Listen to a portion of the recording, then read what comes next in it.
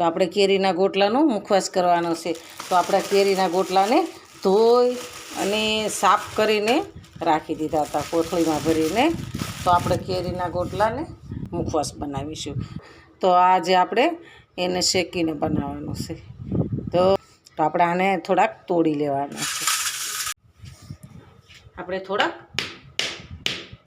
આપણે આવી રીતના થોડાક તોડી લેવાના છે. થોડું તોડી અને પછી આપણે સાઈડમાં રાખી દેવાના છે.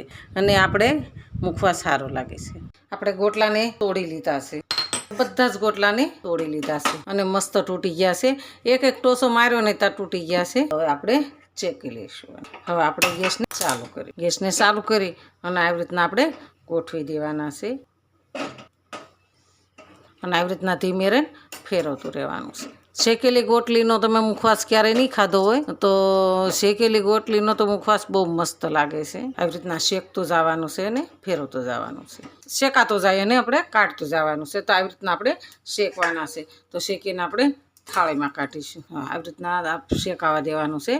તો આપણે બધા ગોટલાને શેકી લીધા છે અને 5 મિનિટ ઠરવા દેવાના છે. પછી આપણે આને તોડવાના છે. એકદમ આસાનીથી તૂટી જાય છે. તો આપણે બધા ગોટલા ઠરી ગયા છે. તો આપણે એકદમ આસાનીથી આવી રીતના દબાવી અને એની ગોટ બહાર કાઢી લેવાની. આપણે ગોટલીને ડીશમાં કાઢી લઈશું.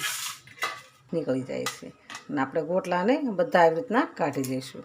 આપણે બધી ગોટલીને કમ્પ્લીટ કાઢી લીધી છે. કાઢીને સરસ તૈયાર કરી નાખી છે. તો હવે આને અમુક ફોતરી હોય તો એ ઉખડી લેવાની છે અને આપણે આને કટિંગ કરી લઈશું. આપણે આવી રીતના કટિંગ કરી લેવાની છે. કટિંગ કરી અને નાના પીસ કરી લેવાના છે. 12 મહિના સુધી રાખો ને આનો મુખવાસ તો બી સારો રહેશે. આપણે ગોટલીને કટિંગ કરી નાખી છે. એકદમ મસ્ત થઈ ગઈ છે. તો આપણે હવે આ ગોટલીનો મુખવાસ બનાવવાનો છે. તો આપણે તળીને આને હંસળવાળી કરવાની છે. તો આપણે આને તળી લઈશું. આપણે જાડા તળિયાવાળું હોય ને એવું વાસણ લેવાનું છે. તો આપણે લોહી લીધું છે. નાની ચમચી છે તો આપણે 2 ચમચી ઘી નાખીશું. હવે આપણે એની અંદર ગોટલી એડ કરીશું. આપણે ગેસને ધીમો રાખીશું. આપણે પહેલો મુખવાસ બનાવી છે તો એ બનાવીને તો એની અંદર નાખવી તો ન ખાય. તમારે એમનેમ ખાવી તો ખવાય. અને જમીન ઊભા થાવ ને તોય તે 2 ટુકડા મોઢામાં નાખ્યા હોય ને તોય આપણે ખાવાની મજા આવે અને મોઢું આપણું સરસ મીઠું થઈ જાય છે. તમે આવી રીતના ટ્રાય મારજો અને બનાવજો.